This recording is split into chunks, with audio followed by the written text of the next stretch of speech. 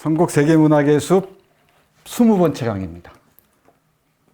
야, 그저께 시작한 것 같은데 벌써 20번째가 됐습니다. 세 번째 시즌 네 번째 강의, 전체적으로 20번째 강의입니다. 오늘은 발자크의 잃어버린 환상을 얘기할 텐데요. 할 얘기가 너무나 많아요. 너무 많아서 어디서부터 어떻게 무엇을 얘기해야 할지 참 난감합니다.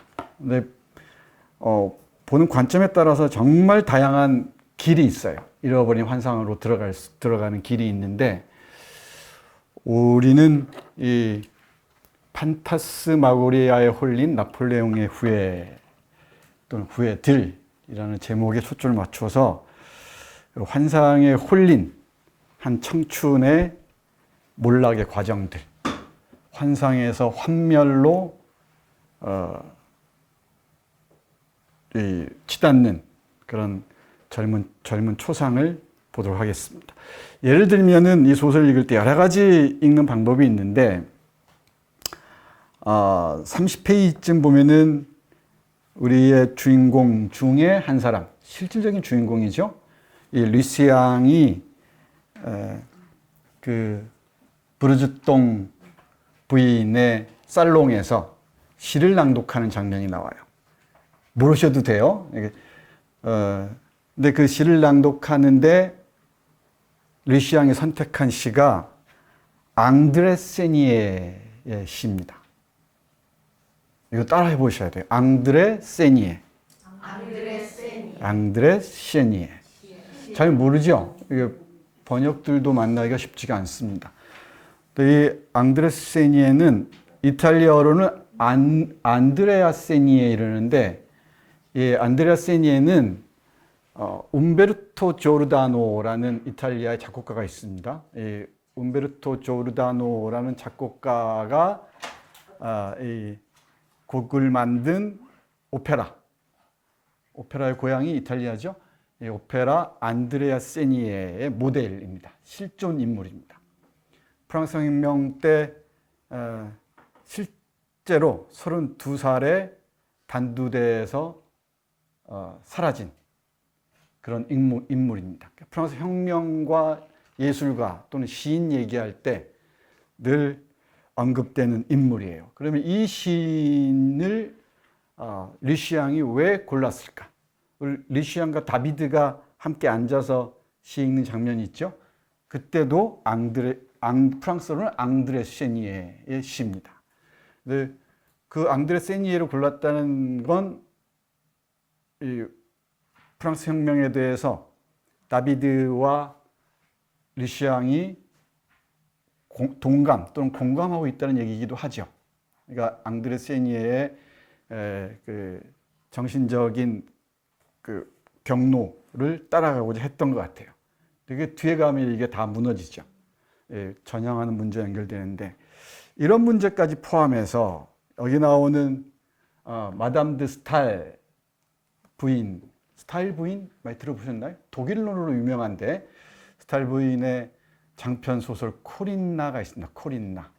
이 번역에서는 코린이라고 했던데, 이 코린나라는 소설인데, 소설의 주인공처럼 브르주똥이 자기를 생각해요. 그러니까 소설 속의 인물을 자기하고 등치하고자 하는 거죠. 이런 장면들이나, 또 저 뒤에 보면은 롤랑 부인 얘기가 나옵니다.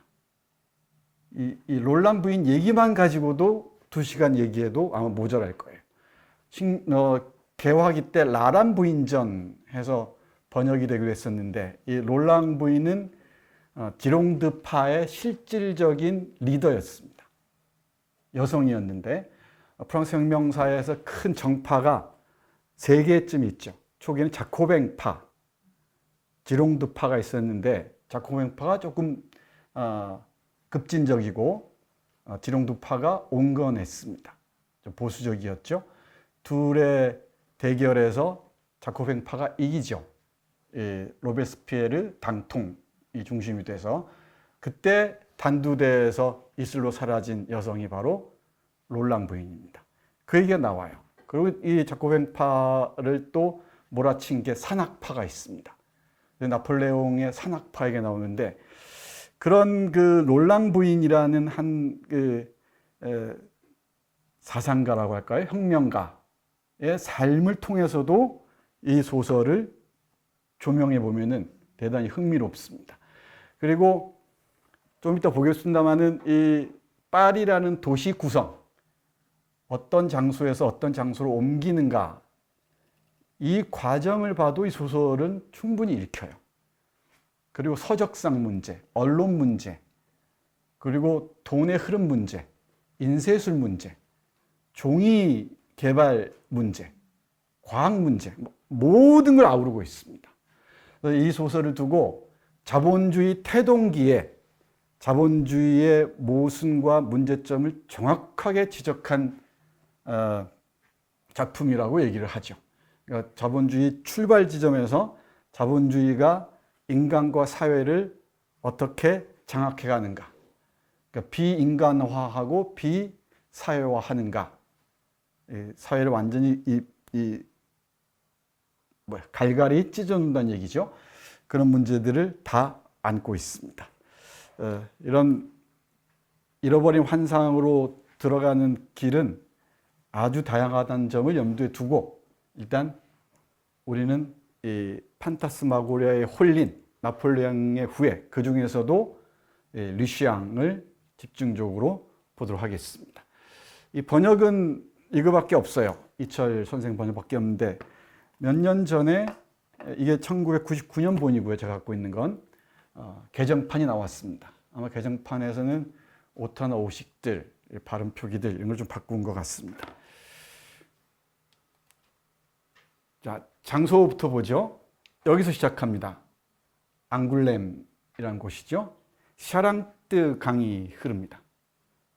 이 앙굴렘도 우리 귀족이 사는 업타운이 있고, 그죠? 우리 약방과 인쇄소가 있는 이 다운타운이 있습니다. 이 업타운은 귀족들 또는 부르주아들 중에서도 상류 부르주아들이 사는 곳이고, 아래쪽에 여기 르무라 그랬나요? 이쪽 아래쪽에서는 소상공인들과 일반 사람들이 사는, 정확하게 분할되어 있습니다. 이건 파리도 마찬가지입니다. 앙굴렘에서 시작해서 파리로 르시앙과 브루즈동 부인이 갔다가 여기서 환상에 홀려서 갔다가 깊은 환멸을 맛보고 어음이 문제가 돼서 다시 앙굴렘으로 돌아와서 여기서는 다비드가 집중적으로 얘기가 되고 있죠. 여기에 이 뚜르테로 뭐 이런 얘기를 하죠. 여기 길이 많이 나옵니다. 요 두 지점을 잘 보시기 바랍니다. 여기는 시골이고요. 시골이고 여기는 파리, 그야말로 도시입니다. 자본주의의 수도, 지성의 태양이라고 이 소설에서는 언급하고 있는 동네입니다. 인간 희극에서 지방 생활 풍경과 파리 생활 풍경이 동시에 등장하는 작품이 바로 잃어버린 환상입니다. 그래서 발자크 소설 전체 구도에서 잃어버린 환상은 핵심이죠. 핵심에 자리 잡고 있습니다. 이 파리 지도입니다. 파리 지도인데 이게 센 강이죠. 이게 센인데 센 강이 이렇게 흐릅니까? 이렇게 흐릅니까?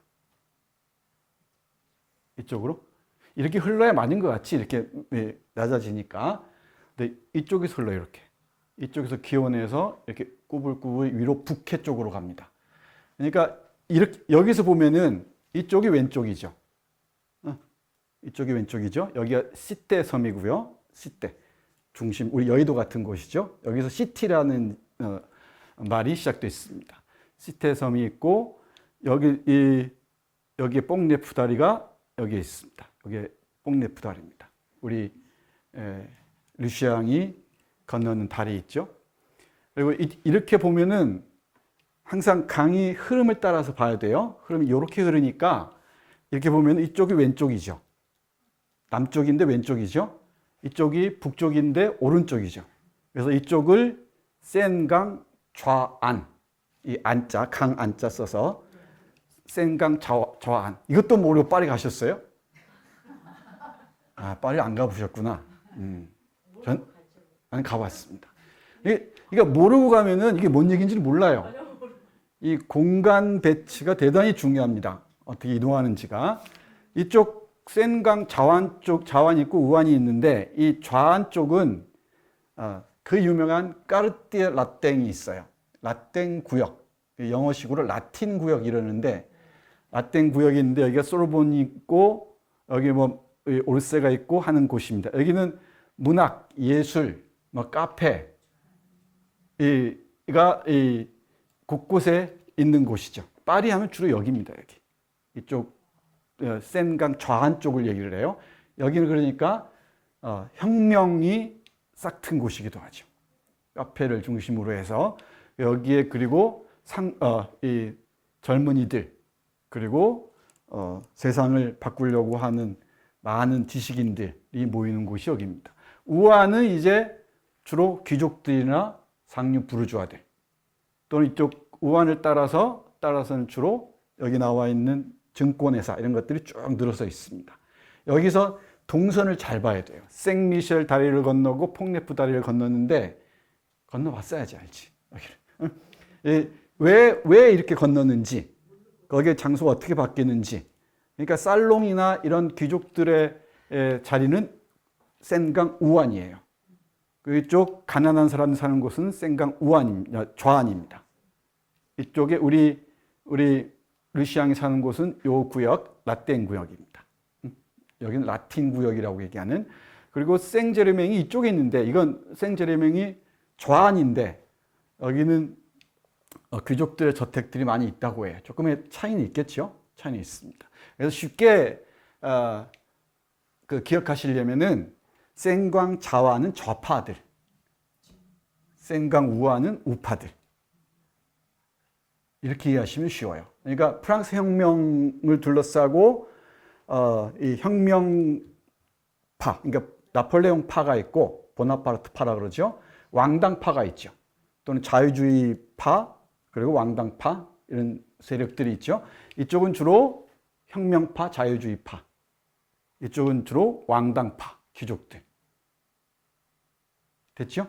그리고 나폴레옹이 집권했던 10년이 있습니다. 1804년부터 1814년까지 이때를 제1제정기라고 그래요. 이 제1제정기의 중심지죠. 이쪽은 이제 왕정복고 시대. 루이 18세가 장악한 왕정복고 시대 1915년부터 1815년부터 1830년까지. 그죠? 그리고 2월 혁명 30년에 그리고 7월 혁명이죠. 그리고 7월 왕정이 들어서고요. 그리고 1848년에 2월 혁명이 이어집니다. 그리고 이게 파리 꼬뮌까지 이어지죠. 근데 이 파리라는 도시를 읽는다는 건 그야말로 자본주의의 도시와 양상과 인간 관계를 이해할 때 핵심이 됩니다. 이 파리 1850년을 전후한 시기, 여기를 자본주의 수도로 한다고 그랬죠. 자본주의 수도에 대한 이 보고서를 가장 정밀하게 작성한 작가가 바로 오노레 드 발자크입니다. 시에서는 유명한 샤를 보들레르가 있습니다. 이 발자크와 샤를 보들레르를 중심에 두고 독일의 걸출한 철학자이자 사상가인 발터 베냐민은 자본주의의 수도에서 자본주의의 시작과 자본주의의 몰락을 읽어냅니다. 그게 그 유명한 아케이드 프로젝트, 원제는 파사주입니다. 이게 요 얘기예요. 그러니까 이제 여러분들은 잃어버린 환상을 읽고 난 이후부터 파리에 갈 자격이 생긴 겁니다. 그 전까지 파리 다녀온 것은 헛것입니다. 환상이었습니다. 참 할 얘기가 많죠. 이건 식민지 시대 연구할 때도 중요한 하나의 그 지침이 돼요. 식민지도 청계천을 중심으로 해서 경성을 떠올려 보세요. 청계천을 중심으로 해서 종로 이북 있죠. 종로 이북은 조선인들의 거리입니다. 그리고 청계천 남쪽 있죠. 그러니까 다동부터 시작해서 이쪽 명동 이쪽 있죠? 충무로 이쪽, 그 본정이나 이쪽 있죠? 이쪽은 일본인 중심이에요. 그러니까 빛이 화려한 곳입니다. 이쪽은 종로 쪽은 어두운 곳이고. 그래서 이 옮기는 게, 이 인물들이 어떻게 옮겨 다니느냐를 보는 게 대단히 중요합니다. 대개 조선인들은 종로 쪽에서 놀다가 술이 취하면 명동 쪽으로 가요. 재밌죠? 무의식적으로 어떤 문명의 불빛을 찾아가는지도 모르죠. 아무튼 이 얘기 길게 하지 못하겠습니다만은 이런 그 도시의 이 지리학과 지정학적인 그 공간 배치와 인간들의 움직임, 동선을 통해서 인간들의 그 미묘한 의식들, 분열된 의식들 또는 욕망의 흐름들을 읽을 수가 있습니다. 그래서 우리 류시앙이 처음에 와서 허름한 여관에 있다가 살롱에 가고 오페라에 가고 이러죠. 그 그림을 그려보면은 이 욕망들이 어떻게 흐르는가를 잘 볼 수가 있습니다. 그리고 환상에서 환멸에 이르는 과정들을 이 동선을 따라서 보면 그대로 읽을 수가 있습니다.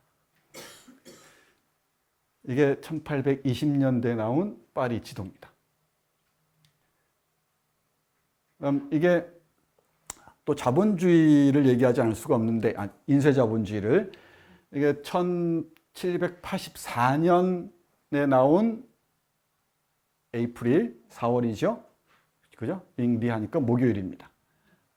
이 목요일 날 나온, 목요일 맞나요? 맞죠? 이 신문입니다. 그러니까 프랑스 혁명이 몰고 온 새로운 흐름 중에 하나가 저널리즘의 용성입니다. 이때는 저널리즘이 아주 진보적인 흐름을 이끌었죠. 혁명의 흐름을 이끌었었는데 이게 1820년대에 이르러서는 언론이 얼마나 타락하고 부패했는가. 그 가짜뉴스 문제 같은 게 다 나오죠. 그 과정을 보여줍니다. 인쇄 자본주의에서 시작해서 이 언론까지 다 망라하고 있는 작품이 바로 이 잃어버린 환상입니다. 여기는 뭐라고 있죠? 짐나즈, 그죠? 짐나즈라고 있죠? 르 짐나즈 드라마티크입니다. 코랄리가 죽기 전에 섰던 무대가 여기죠. 이 짐나즈 드라마티크. 나중에 플로리한테 뺏기는 과정들이 있죠. 여기 그 거리 부분입니다. 이런 사진들이나 사진이 아니 그림들이죠. 석판화일 텐데 이 그림들을 보면서 이 소설을 읽어도 정말 재밌습니다. 이게 풍속사와 관련되어 있습니다. 살롱의 모습인데요. 이게 1832년에 인연을 모델로 한 어느 백작집에서 쇼팽이 연주하고 있는 장면입니다. 그러니까 음악가들 초청해서 그 귀족들이 모여서 이런 즐기는 거죠. 이런 자리에 가고 싶어서 몸부림치는 시골 청년. 아주 천재적인 것처럼 보이고 그리고 아주 잘생긴 여성적으로 잘생긴 미모를 자랑하는 류시앙이 여기에 끼고자 합니다. 여기에서 처절하게 패배하죠. 그 과정을 보여주고 있습니다. 환상적이죠? 자, 이 발자크입니다. 대단한 사람이긴 해요. 대단한 사람인데 맨 뒤에 소개해드리겠지만 슈테판 츠바이크라는 걸출한 전기 작가가 있죠. 전기 작가가 쓴 발자크 평전이 있는데 제가 오래전에 발자크에 관한 글을 쓰면서 참고한 적이 있습니다만은 정말 귀귀한 사람이에요. 놀라운 그 정력가이기도 하고 또 놀라운 필력을 보여주기도 하고요. 하루에 16시간에서 20시간씩 작업을 했다 그러지 않습니까? 또 놀라운 바람둥이이기도 하고 여기 류시앙의 얘기를 이렇게 리얼하게 쓸 수 있는 건 자기 체험이 절절하게 배어 있기 때문에 그럴 겁니다. 이 기부인과의 사랑도 그렇고요. 특히 한스카 부인하고의 애절한 사랑이 이 사람의 삶 전체를 지배합니다. 수많은 편지들을 쓰고요. 상상을 초월할 정도의 놀라운 연애 편지를 씁니다. 그러다가 죽기 5달 전에 아슬아슬하게 결혼을 해요. 결혼을 하는데 참 비극적이죠. 참 서글픈 이야기입니다. 법학 공부하다가 공증인 사무소 서기로 잠깐 일을 했던 모양입니다. 이건 내 체질이 아니다. 난 다음에 이제 문학으로 전향하는데, 이 공중인 사무소석이니까 여러 뭐 어음이나 이런 것들 많이 다루겠죠. 여기 또 돈 얘기를 빼놓고서는 발자크를 얘기할 수가 없습니다. 이 근대 사회란 돈이 혈액이 되어 흐르는 거대한 신체입니다. 그러니까 이 자본주의의 핏줄은 돈이에요, 돈. 이 돈의 흐름을 끝까지 추궁해 들어가는 작가의 첫 출발이 바로 발자크입니다. 그 이전 소설이 보기가 힘들죠. 보기가 힘듭니다.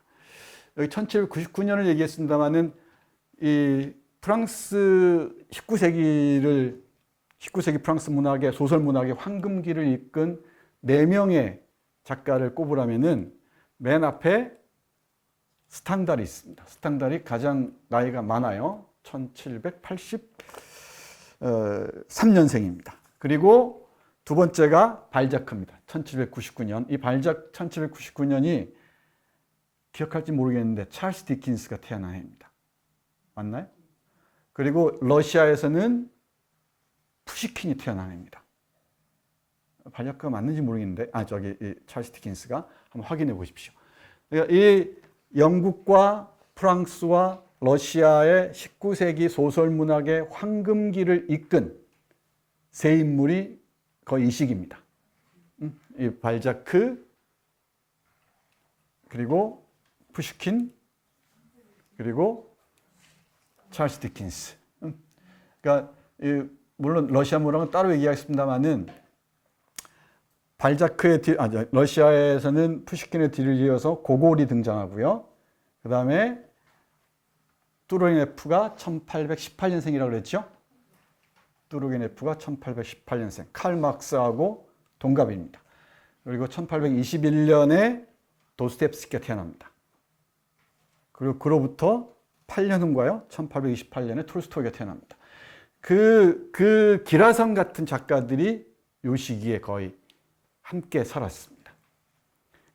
두 번째가 이제 발자크를 스탕달, 발자크가 있고요. 스탕달은 다시 한번 할 겁니다. 나중에 적과학을 해야죠.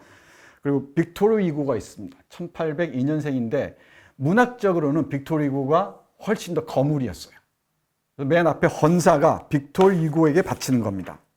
맨 앞에 보면은 이렇게 얘기하죠. 빅토르 위고 씨 하면서 어떤 사람들의 말에 따르면 제 작품은 진실로 가득 찬 이야기임과 동시에 용감한 행위이기도 하다는 것입니다. 기자들도 후작이나 금융과 의사와 소송 대리인들처럼 몰리에르와 그의 연극에 속하는 사람들이 아닙니까? 그렇다면 파리의 언론은 모든 권력을 다 누릴 수 있는 마당에 웃기면서 풍속을 바로잡는 인간 희극이 왜 권력을 갖지 못한다는 것입니까? 자신의 소설적 구상, 인간 희극이었죠. 이 인간 희극이 왜 권력을 갖지 못하느냐. 인간 희극의 특징을 발자크는 한마디로 얘기하죠. 웃기면서 풍속을 바로잡는 겁니다. 인간 희극 얘기는 뒤에서 잠깐 얘기하기로 하죠. 그리고 빅토르 휴고가 있고요. 빅토르 휴고의 레 미제라블도 기본적으로 이 프랑스 혁명에 대한 깊은 이해가 없이는 읽을 수가 없습니다. 레 미제라블 1권에 보면은 우리 디뉴의 사제 있죠. 장발장에게 은그릇을 내준 사람 있죠. 그 사제가 찾아가는 인물 중에 죽어가는 국민회의 노인이 있습니다. 그 사람이 1793년 루이 16세와 마리 앙뚜아네트를 단두대로 보내는데 찬성했느냐 아니느냐 이런 얘기들이 나와요. 거기서 국민회의 인물이었던 이 사람은 반대한 걸로 나오죠. 그걸 포함해서 1830년 혁명이나 7월 혁명이나 1848년, 특히 1830년 7월 혁명을 모르면은 바리케이드 싸움이 뭔지 잘 모릅니다. 아무튼 이 빅토르 휴고가 있고요. 졸라가 있습니다. 졸라가 막내예요. 1840년에 태어났습니다. 그래서 스탕달, 발자크, 빅토르 휴고, 에밀 졸라. 이 네 소설가가 19세기 프랑스 소설을 이끌어갑니다. 그 중에서 강력한 영향을 끼친 사람 중에 한 사람이 바로 발자크죠. 여기 플로베르가 빠졌네요. 그죠? 플로베르까지 5명입니다. 플로베르까지 5명의 작가가 있습니다. 아마 우리 세계문학의 숲에서 다 작품을 다룰 예정입니다. 그리고 1823년에 인쇄업을 시작합니다. 인쇄업에 대한 아주 깊은 이해가 있죠. 그 당시 새롭게 영국에서 개발된 스탠호프 인쇄기에 관한 얘기들이나 목재 인쇄기의 작동 원리, 그죠? 종이에 대한 깊이 있는 이해들, 종이 역사 쭉 나오잖아요. 자기 경험 없이는 불가능할 겁니다. 소설가가 된 가장 결정적인 계기는 사업에서 실패했기 때문입니다. 사업에서 성공했다면 우리는 발자크 소설을 못 만납니다. 그래서 다시 문학으로 와요. 그리고 이제 사생활 정경을 출간하기 시작하는데, 여기에서 인간 희극이라는 걸 좀 잠깐 설명하겠습니다.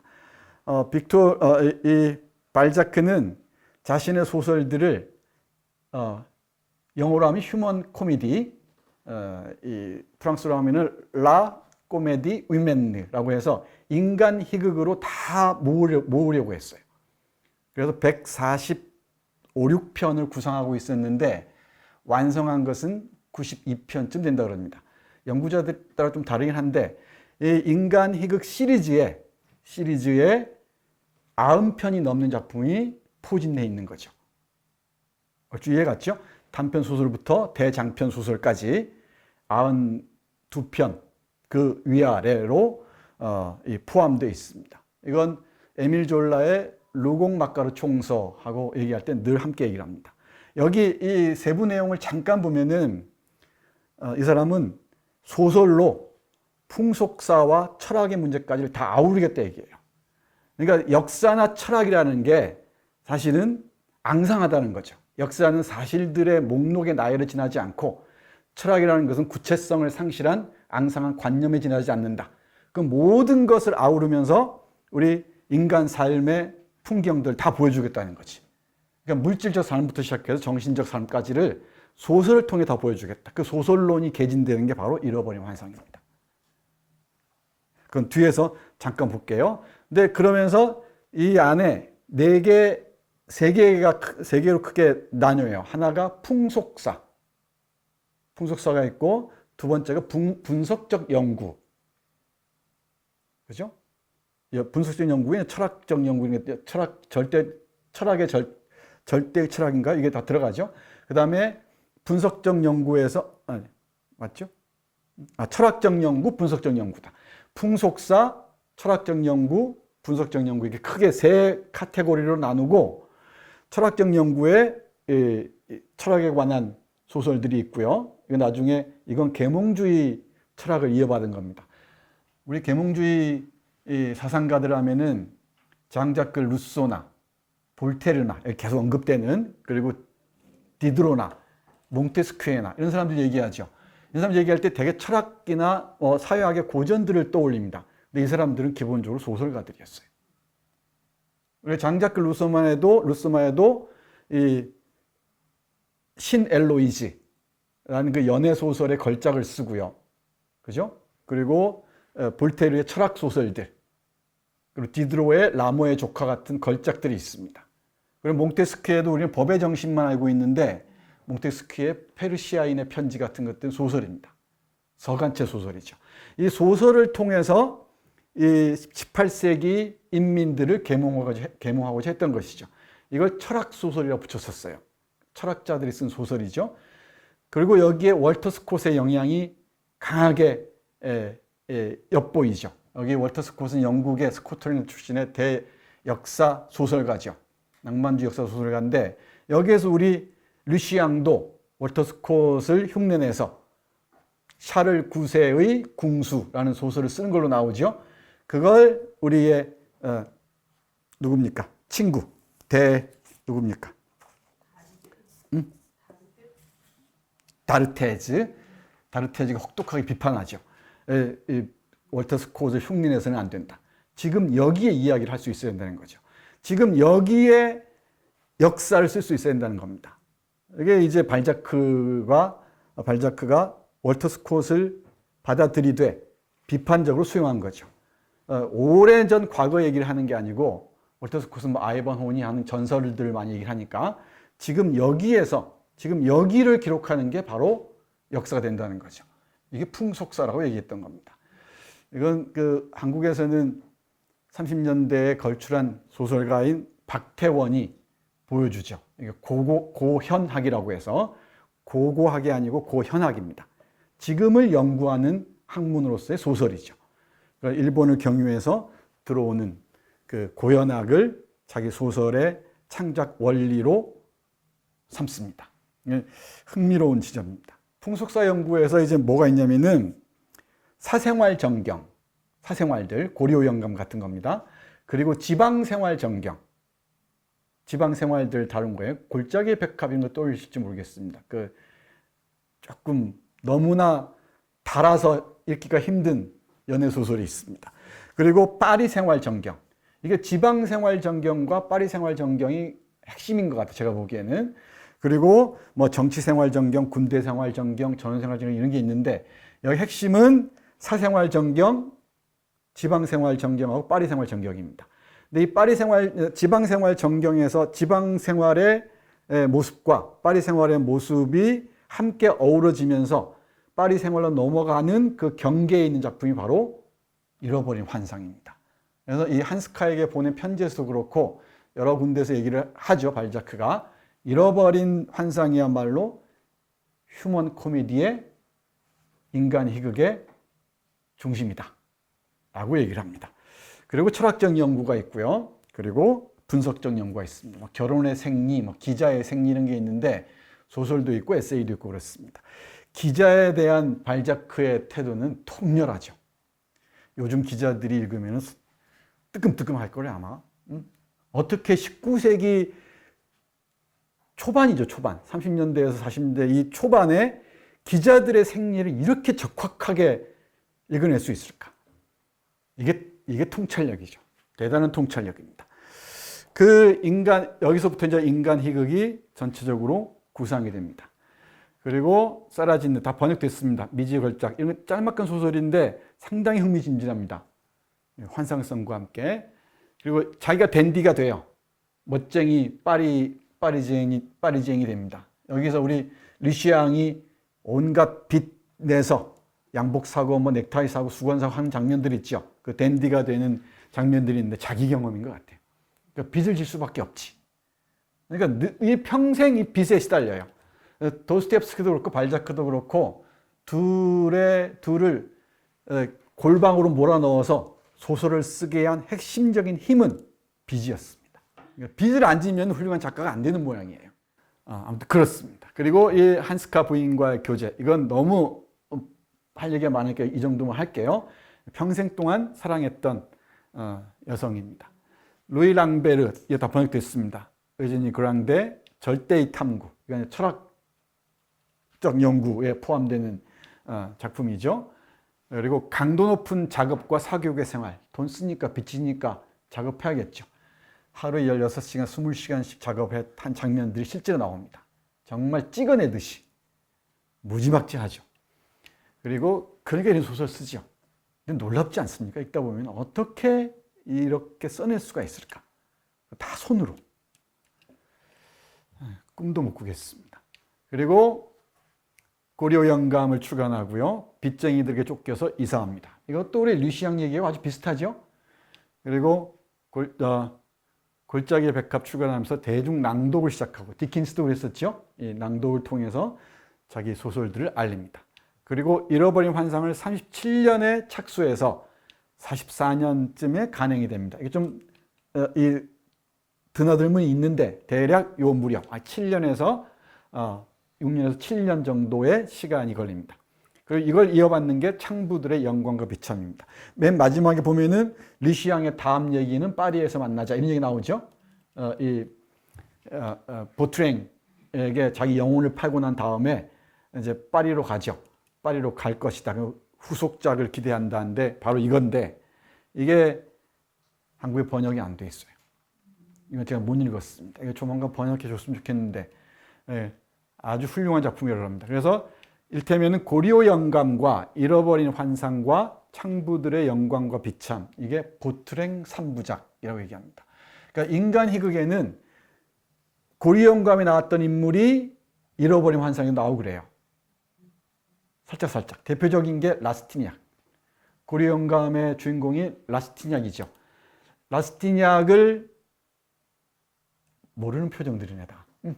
라스티니악을 그렇게 이 사교계로 몰아놓고 고리영감과 만나면서 딸들 유혹하게 하는 그 교시를 한 사람이 바로 보트랭이죠. 여기 와서는 이 보트랭이 이제 르시앙의 그 일을 맡는 거죠. 이 파리의 영광과 비참에서는 더 두드러진다 그럽니다. 안 읽어봐서 잘 모르겠어요. 누군가 실력 있으시면 좀 번역해 주십시오. 우리 번역하시는 분들에게 참 고마워해야 돼요. 정말 고마워해야 됩니다. 이게 없이 이 번역이 없으면 어떻게 이걸 만날 수 있겠습니까? 한스카 부인과 유럽 여행을 하고요. 사촌 루이 베트를 연재합니다. 이것도 잘 알려진 소설이죠. 사촌 퐁스와 함께.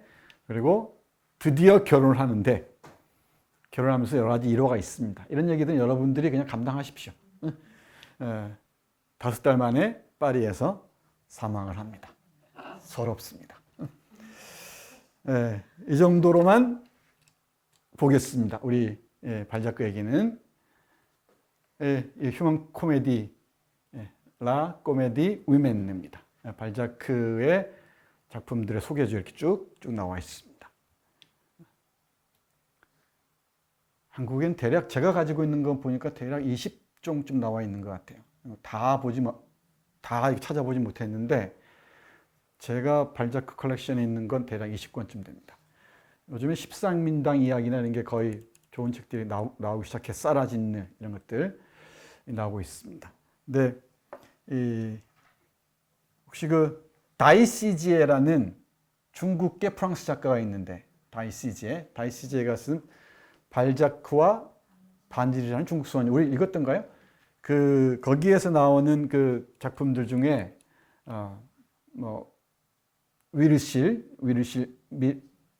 미르의 위르실인가요? 이런 작품들도 아직 번역이 안 되어 있는 것 같습니다. 발자크 전공자들이 많아져서 이런 작품들을 계속 번역해 줬으면 좋겠는데 이게 인프라가 잘 안 되는 것 같습니다. 안타깝습니다. 자, 그다음 요거 개요 잠깐 보시겠습니다. 이 키워드 잠깐 설명할게요. 이제 안 어렵죠? 잃어버린 환상은 자본주의적 삶의 환상과 환멸입니다. 여기 정리하는 데 대해서는 이의를 제기하는 사람이 거의 없을 겁니다. 여기 이건 3부작입니다. 따로따로 발표를 해요. 그래서 하나로 잃어버린 환상으로 묶습니다. 1부가 두 시인이고요. 두 시인은 다비드하고 리슈앙, 고등학교 동창 두 친구입니다. 여기 배경은 앙굴렘이에요. 아까 지도에서 봤던. 그리고 두 번째가 파리에 온 지방의 우인이 아니고 위인입니다. 프랑스어로는 그랭옴입니다. 화장품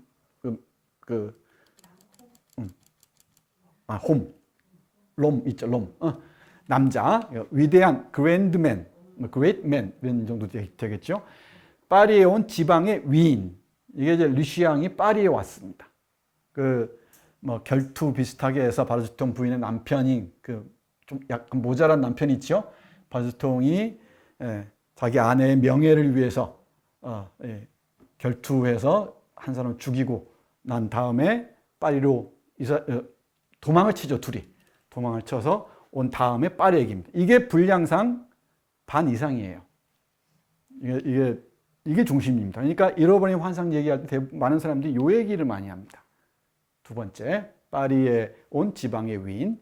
그리고 세 번째는 발명가의 고통인데 이건 다비드 얘기가 중심이긴 한데 사실은 음모가 전체 서사를 이끌어가죠. 뿌띠 끌로라는 그 소송 대리인이었다가 수석 검사가 꿈꾸는 애 있죠. 이 검사는 이때도 문제였던 것 같습니다. 수석 검사가 되는 이 뿌띠 끌로라는 인물이 음모를 다 꾸며내죠. 꾸며내서 우리 그 쿠엥테 형제에게 발명 특허권, 다비드의 발명 특허권 같은 것들 다 넘겨주는 과정입니다. 그리고 리슈앙은 결국은 자신의 영혼을 마지막에 팔게 되죠. 자살이냐 아니면은 연명이냐를 두고 고민하다가 우리 보트랭을 만나서 자기 영혼을 팔고 어딘가로 떠납니다. 다비드는 감옥에서 풀려나죠. 이 과정을 그리고 있습니다. 여기 배경이 앙굴렘입니다. 근데 할 얘기가 참 많은데 여기 시간의 그 역진적 구성 이런 표현을 쓰거든요. 이렇게 나가다가 우리는 그 전까지만 해도 소설들은 순행적 구성을 따라요. 시간이. 그러니까 1년으로 얘기하자면 1월, 2월, 3월, 4월 이렇게 나간단 말이에요. 역진적 구성은 5월 얘기를 하다가 5월에 어떤 사건이 있었단 말이야. 그러면 이 사건의 원인을 따라 찾아서 3월로 가요. 이렇게. 또는 2월로 가기도 하고. 이게 발자크가 시도합니다. 놀라운 구성 방식을 찾아낸 거지. 플래시백이라고 하는 게 곳곳에서 나옵니다. 어떤 사건이 나오고 나면 그 사건의 원인들을 규명해 나가죠. 이런 시간 구성의 그 근대적인 그 방법을 본격적으로 보여준 소설이기도 합니다. 그리고 판타스마고리아는 많이 씁니다. 이건 연극적 장치인데 주마등 같이 스친다 알죠? 주마등. 주마등이 뭔지 아시죠? 직접 보신 적이 있나요? 이게 등에다가 말 그림을 그려놓고 가운데 불을 놓고 돌리면은 말이 막 달리는 것처럼 보이는 거죠. 보이는데 연극에서 어떤 빛의 그 효과를 이용해서 환상적인 그 분위기를 연출한 경우 있죠. 그걸 판타스마고리아라고 합니다. 이게 환등상이라고 번역하는데 이 환자가 헛것, 환자입니다. 환등. 그러니까 뭔가 헛것에 들린 것처럼 꾸민 등이죠. 이게 파리가 거대한 판타스마고리아죠. 근대 도시가. 이 거대한 판타스마고리아라는 이 파리죠. 이 거대한 이 판타스마고리아가 바로 파리였던 거죠. 그럼 환등상에 홀려서 많은 사람들이 파리로 몰려들죠. 파리로 몰려드는데 우리의 작가 발자크는 좀 잔인하게도 앙굴렘에 사는 잘생긴 청년 하나를 이 파리라는 곳에 내시경으로 투입을 해요. 내시경으로 투입을 해서 파리 곳곳을 비추게 합니다. 이거 소설적 전략이죠. 파리 곳곳을 비추게 하고 독자들에게 보여주죠. 그러니까 의학적으로 보자면은 리슈앙이라는 그 내시경을 통해서 우리는 파리의 빛과 그림자를 동시에 보는 겁니다. 그러니까 생제르맹의 그 저택부터 오페라의 화려한 장면과 그 이면 있죠. 뒤에 은폐된 곳들까지 다 보여줍니다. 그 뒷골목들 문제뿐만 아니고 우리 뿌리꼬또라고 하는 식당, 또 도서관 있죠. 그리고 작은 독서실, 도서실, 그리고 이 출판계 문제, 이런 곳곳을 다 보여줍니다. 이 판타스마고리아에 홀려서 그 파리로 간 리슈앙이 결국은 내시경이 돼서, 이게 아이러니죠. 내시경이 돼서 파리의 그 빛과 어둠들을 동시에 보여줍니다. 이 판타스마고리아를 보시려면은 이 나폴레옹 콤플렉스를 또 이해하셔야 됩니다. 이건 키워드 중에 하나인데, 나폴레옹 콤플렉스는 원래 나폴레옹은 키가 작아서 이 컴플렉스를 갖고 있었다. 그래서 자신이 키 큰 놈들보다 훨씬 잘났다는 걸 보여주기 위해서 자신의 그 정치적 야망을 극대화해 나갔다. 그러니까 나폴레옹을 황제로 만든 건 키 컴플렉스다. 여기에서 나온 말입니다. 근데 나폴레옹 키가 작지 않았다 그러죠. 168인가 그랬다 그래요. 그때 평균 키보다 훨씬 컸다 그럽니다. 그러니까 유명한 나폴레옹의 농담도 있죠. 하늘에서 재미는 내가 제일 크다. 이런 농담도 있고 한데, 근데 이게 좀 확장돼서 뭔가 컴플렉스의 열등감이잖아요. 뭔가 열등감을 가진 사람이 그 자기보다 나은 사람들을 밟고 사다리를 타고 오르고자 하는 욕망을 통칭해서 나폴레옹 컴플렉스라고 합니다. 이게 근대 소설의 가장 중요한 동선 중에 하나예요. 인물들이 걸어가는 길 보면은. 우리가 이렇게 알만한 작품으로 보자면은 스탕달의 적과 흑의 줄리앙 소렐이 그렇습니다. 줄리앙 소렐이라는 제재소집 아들이죠. 제재소집 아들이 자신의 뛰어난 라틴어 실력을 무기로 장착하고 이 레날 시장 부인하고 파리의 어떤 귀족의 딸이 있죠. 딸 이름 잊어먹었습니다. 딸을 사다리로 삼아서 어떤 권력의 중심부로 나아가고자 하죠. 그러니까 나폴레옹의 꿈을 현실화하려는 젊은이들이 도시로 모여들죠. 러시아 문학에서는 도스토옙스키 제어벌이 그랬습니다. 라스콜리니코프의 그 골방, 옥상에 있는 골방, 관처럼 생겼다 그러죠. 관처럼 생긴 골방에 나폴레옹 사진이 딱 걸려 있습니다. 그래서 이 한국 소설에서 무정이 대표적입니다. 이런 나폴레옹 컴플렉스를 극복하고자 하는 젊은이들의 행로를 통해서 소설이 이 서사가 진행되는 과정들이 진행되는 경우가 아주 많습니다. 이것도 역시 대표적인 작품이죠. 이 나폴레옹의 엘바 섬에서 탈출해서 백일천하를 마무리한 다음 끝내진 다음이죠. 그러니까 세인트 헬레나에 가서 고독하게 죽죠. 그 과정들을 청년들이 대부분 반복을 해요. 이 세기야의 고백이나 미슈의 작품들, 그리고 오스카 와일드의 도리안 그레이나 이런 사람들이 다 그 맥락에서 이해할 수가 있습니다. 이해 갔죠? 나폴레옹 컴플렉스? 여기에 곳곳에 나와요, 그 얘기가. 뒤에 예문에서 볼 텐데, 여기에서 보자면은 68쪽이라고 얘기를 해놨네요. 나폴레옹이 서너 번 나옵니다. 서너 언급이 되는데, 스스로 책망하며 일체의 타산을 내던져 버리기로 한 리시앙의 마음속에 수많은 범상한 사람들에게 야망을 불어넣은 19세기의 숙명적인 나폴레옹이가 떠올랐다. 숙명적인 나폴레옹들이 있습니다. 리시앙은 원래 이런 사람이었다. 악에서 선으로, 선에서 악으로 다 같이 쉽게 넘어가는 사람이었다. 근데 나폴레옹도 긍정적인 의미의 나폴레옹이 있을 수 있고 부정적인 의미의 나폴레옹이 있을 수 있는데, 여기 긍정적인 의미의 나폴레옹이 바로 다르테스 같은 경우죠. 그리고 부정적인 의미의 나폴레옹은 루스토나, 에텐 루스토 있죠? 기자로 우리 르시앙을 유혹하는 친구 있죠? 그리고 르시앙 같은 경우가 또 다른 나폴레옹의 모습이죠. 이 서양 문학사에서 나폴레옹의 형상, 서양 문학사뿐만 아니고 근대 문학사에서, 근대 소설에서 나폴레옹의 문제는 중심입니다. 중심 중에 중심입니다. 이게 이른바 입신 출세주의와 관련이 돼요. 실제로 소설뿐만 아니고 귀속 신분제가 무너진 상황에서 남은 것은 획득 신분이죠. 누가 먼저 출세하느냐가 우리 근대인들의 중심 과제가 되죠.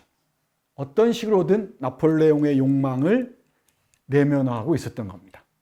근데 어떤 나폴레옹 욕망이냐 문제죠. 나폴레옹의 긍정적인 측면도 많이 있습니다. 또 동시에 부정적인 측면도 많이 있죠. 이 나폴레옹 문제는 이 정도만 하겠습니다. 판타스마고리아와 나폴레옹 컴플렉스 이해하셨죠? 그리고 소설과 풍속의 재현 문제인데, 이게 발자크의 소설론이 서술되고 있습니다. 427쪽에서 228쪽, 그리고 곳곳에 나오는데, 소설을 한마디로 정리하자면은 지금 여기에 풍속을 그릴 수 있어야 한다는 겁니다. 여기에는 온갖 잡스러운 게 다 들어올 수 있다는 거예요. 역사도, 철학도, 이 판결문도, 모든 게 다 들어올 수 있는 게 소설이라는 장르입니다. 그러니까 이 소설이란 가장 늦게 태어난 가장 탐욕스러운 장르라고 제가 여러 번 말씀드렸죠. 그걸 명시적으로 얘기하는 게 바로 여기에서예요. 이게 발자크의 소설론입니다. 그래서 이걸 통괄해서 풍속이라고 얘기를 했죠. 풍속이라고 얘기하면서 인간 삶의 풍경들을, 그 외부의 풍경이나 내면의 풍경이나 이 풍경들을 보여주고자 했던 거죠. 외부의 풍경들은 뭐 살롱이든 오페라든 아니면 거리든 카페든 도서관이든 갤러리든 이런 게 이 외부의 풍경이라면은 내부의 풍경 심리 묘사들이 있죠. 심리 묘사들이 여기 전면적으로 드러나기 시작합니다. 그러니까 도스토옙스키가 발자크에게 감사를 표하지 않을 수가 없었죠. 그리고 마르셀 프루스트를 우리가 언제나 할까나? 제가 맨 마지막에 지금 제가 할당해 놓고 있긴 한데, 이 마르셀 프루스트의 잃어버린 시간을 찾아서는 살롱 소설이에요. 살롱을 다 움직여가죠. 여기 살롱에 대한 묘사 같은 거 보세요. 여기서 마르셀 프루스트의 그림자가 곳곳에서 어른거립니다. 이런 자산이 있었기 때문에 이런 프루스트가 그런 글을 쓸 수 있었겠구나라는 생각을 하게 되는 거죠. 소설과 풍속의 재현, 그리고 소설과 진실의 문제, 또 소설과 도덕의 문제, 도덕과 윤리의 문제. 그래서 이 발자크는 상당히 윤리적이었고 도덕적으로 관점에서 소설을 얘기했던 것 같아요. 그러니까 도덕적으로 옳지 않는, 윤리적으로 맞지 않는 그런 인물들에 대해서는 가차없이 응징을 하죠. 응징을 합니다. 그리고 이건 어렵지 않습니다. 문학의 상품화와 언론 권력의 이면. 이거 뒤에 잠깐 볼 텐데, 문학의 상품화하는 건 당연합니다. 자본주의화 과정에서. 여기 이제 문학을 어떻게 상품화하는지 기자들의 장난질들이 있죠. 우리 익히 아는 겁니다. 평론가들의 장난질들. 그렇게 스타가 만들어지곤 하죠. 항상 서적상하고 대형 출판사하고 결탁해서 이 평론가들이 만들어내는, 정말 만들어낸다, 조작해내는 작가들이, 시인들이 적지 않습니다. 그 메커니즘을 아주 잘 보여줍니다. 서적상과 출판업자와 언론이 어떻게 연결되어 있는지. 언론 권력의 이면은 가짜뉴스의 생산 과정들, 그리고 적들을 처치하는 방법들. 그러니까 이 사기가, 가짜뉴스에 의한 사기가 아무렇지도 않게 횡행하는 이 상황들을 보여주고 있습니다. 이 사실들을 정확하게 읽고 있는 인물들이 바로 세나클이라는, 다르테즈를 중심으로 한 세나클이라는 동아리죠. 이 9명입니다. 동아리가 9명인데 여기 있죠. 다르테즈와 세나클 멤버들. 이게 구인회가 바로 떠올라요. 우리 30년대 한국 모더니즘 문학사에 구인회가 있었죠. 이태준을 거의 두목급으로 하고 정지용, 이상, 김유정 이런 쟁쟁한 사람들이 포진해 있었던, 드나드는 과정이 있습니다만은 이런 구인회가 떠오르는데, 거기 우리 한국 30년대 모더니스트들 중심으로 한 구인회는 문학자들이었다면은, 여기는 문학하는 사람, 언론 쪽에 있는 사람, 철학하는 사람, 정치 쪽에 있는 사람 다 포괄하고 있죠.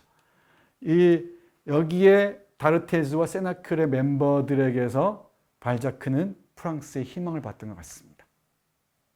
지식이 관대하고 온화하면서도 날카롭죠. 그러니까 이 프랑스 정신이란 무엇인가를, 프랑스 지성의 토대가 어떠해야 되는가를 보여주는 인물들이 바로 여기에 포진되어 있습니다. 그러니까 보자면은 인물들은 다 있고요. 이 류시앙은 다르테즈와 누굽니까? 우스토 사이에 놓여 있는 거죠. 이 다르테즈라는 정말 강직한 지식인, 성실하고 관대한 지식 청년이 있고, 우스토라는 현실에 아주 쉽게 적응해가는 또 다른 청년이 있죠. 이 사이에서 끊임없이 갈등하면서 결국은 우스토 쪽으로 휘말려 갑니다. 그러다가 결국은 보트랭에게 자신의 영혼을 팔고 마는 거죠. 여기 20년대고요. 18개월이 중심입니다. 그죠? 21년부터 23년까지 파리 앙굴렘인데 시간이 겹쳐요. 여기 파리하고 앙굴렘의 시간이 겹칩니다. 특히 2부하고 3부의 시간들이 많이 겹치면서 서술됩니다. 교차 서술되는 경우를 많이 볼 수가 있죠. 류시앙이 우리의 주인공입니다. 시를 쓰는 사람입니다. 아버지는 약국이에요. 그죠? 약국집 아들입니다. 약국집 아들이고, 그리고 다비드는 인쇄업자의 아들이죠. 아주 구두쇠를 아버지로 둔 사람입니다. 에브는 류시앙의 착한 딸입니다. 이 에브라는 여성의 중심을 두고 읽어도 재밌습니다. 이 소설은. 우리 그렇게 꼭 알려주셔야 돼요. 르시앙의 아주 착한 동생인데 나중에는 3부에 가면 아주 적극적이죠. 적극적으로 개입하면서 비판하고 자기가 인쇄업을 끌고 가기도 하고 그런 인물로 변신을 합니다. 바르스통 부인은 이른바 중요한 매개 인물이죠. 사달입니다. 죄와벌이란다. 적과 흑에서 레날 부인 같은 경우입니다. 바르스통 부인, 이 바르스통 부인 사교계의 귀부인이 없이는 우리의 시골의 청년들은 출세를 할 수가 없어요. 참 오래된 이야기죠. 오래된 백도 없고 돈도 없는 사람이 출세하기 위해서는 사교계에 돈 많은 사람을 알아야 됩니다. 주식으로 모았든 뭘로 모았든 그렇지 않으면 어렵습니다. 바르스통 부인이 있습니다. 제 유머가 너무 고급지죠. 그러니까 샤틀레 남작은 사교계의 낭인입니다. 꼭 이런 애들이 있어요. 사교계의 낭인이 있죠. 여기저기 다 간섭하고 다니면서 자신의 이익을 다 챙기는 사람입니다. 나중에 잃어버린 시간을 찾아서 해서 만나게 될 인물이 있습니다. 그 다음에 쿠엥테 형제는 아주 악랄하고 잔인한 자본가의 원형이죠. 모든 것들을 다 쓸어 담으려는 탐욕의 화신입니다. 결국은 권력의 정점까지 가죠. 마지막에 보면은. 그리고 뿌티클로라는 소송 대리인, 앞에서 잠깐 얘기했습니다. 검사를 꿈꾸는 뒤에 음모꾼이죠. 그야말로. 음모꾼입니다. 요즘 우리 상황하고 많이 비슷하죠. 예. 그리고 카를로스 에레라라는 이 신부, 스페인 신부로 위장한 보트랭이 있죠. 이 마지막에서 중요한 역할을 합니다. 그리고 이 파리의 주요 인물들, 다르테즈와 세나클 멤버들, 코랄리, 이 배우 있죠. 이 배우와 연예인, 이 귀부인과 연예인의 상호 모방.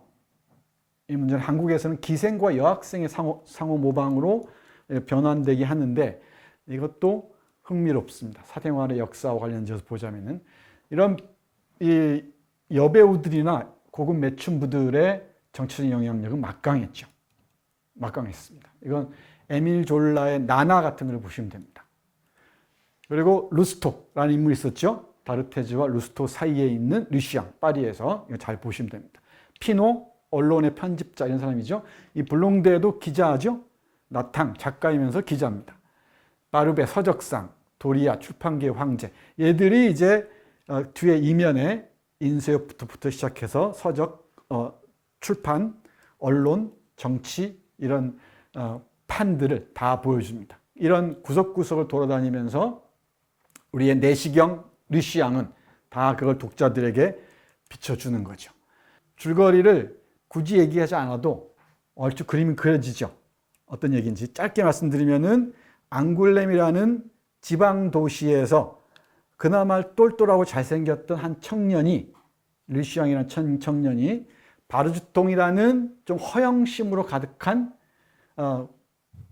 지방 귀족이죠. 지방 귀족 여성과 함께 파리로 도망을 가서 파리의 그 환상 속의 도시, 이 파리의 곳곳을 돌아다니면서 허영과 온갖 그 탐욕들을 만끽한 후에 처절하게 빚만 지고 망가진다. 그 후에 고향으로 돌아오지만은 그 어음을 갚지 못해서 자신의 절친이었던 다비드를 감옥으로까지 내몰게 되고 결국 그 죄책감에 자살을 시도하려다가 마지막에 카를로스 에레라로 변장한 보트행을 만나서 자신의 영혼을 판다. 이 얘기입니다. 정리 잘했네. 그죠? 이해 갔죠? 그 다음 얘기들은 뭐 어렵지 않게 이해할 수 있을 것 같습니다. 여기 말고도 돈 얘기도 해야 되고 여기에 돈. 이 근대 소설의 실질적인 주인공이 돈이라고 그랬죠. 화폐의 흐름을 잘 봐야 됩니다. 돈의 흐름을 보시면 됩니다. 그래서 발자크는 철저히 돈을 따져요. 이 어음 계산하는 거 보세요. 어음 이율 계산하는 거. 그 뭐 뒤에 이렇게 이 비용 계산하는 표 같은 것들이 있죠. 철저하지 않습니까? 이 빚이 이자가 얼마하고 이런 계산하는 것들. 돈의 흐름 봐야 되고요. 그리고 도시와 도시의 풍경을 소설에서 어떻게 그리고 있는지, 이 소설과 도시, 이 테마로 얘기해도 그냥 끝도 없습니다. 이 등등을 아우르면서 읽으시면은 그렇게 어렵진 않을 것 같습니다. 근데 이게 약 800페이지쯤 남짓되는데 조판도 아주 촘촘하게 되어 있고요. 그리고 글자도 편지 같은 거 이렇게 작아요. 그래서 아마 요즘 책으로 바꾸면은 민음사 세계문학 전집 버전으로 바꾸면은 아마 조지 엘리어트의 미들마치급은 될 겁니다. 미들마치가 대략 한 1700페이지쯤 되거든요. 제 호흡이 제가 읽어보니까 호흡이 거의 미들마치급이에요. 그리고 까라마조프가의 형제들급쯤 되는 것 같습니다. 그러니까 인내력이 없이는 쉽게 완독하기가 쉽지 않았을 텐데 읽으신 분들 대단합니다. 근데 재밌죠? 네, 정말 재밌습니다. 뒤에 장황한 설명들이 있는데 설명들도 재밌어요. 이때 종이를 넝마로 만들었던 거 혹시 아셨습니까? 그러니까 버려진 옷감 같은 것들 다 모아가지고 그걸 다 이 풀처럼 만들어서 종이를 만들었던 거죠. 우리의 옷감들이 다 식물에서 나온 것들이니까 가능한 얘기들이죠. 그 과정들을 보시면 됩니다. 이게 아마 결정적인 장면 중에 하나죠. 우리 바르주통 부인 앞에서 류시앵이 고백 비슷하게 하는 건데 이걸 지켜보는 샤 누가 있었죠. 이걸 이제 바르주통이 남편이 결투를 하죠. 그 과정을 보여주는 그림입니다. 사파들이 많이 있습니다. 사파들을 하나씩 찾지는 못했습니다. 여러분들이 확인해 보시기 바랍니다. 1부 마치겠습니다.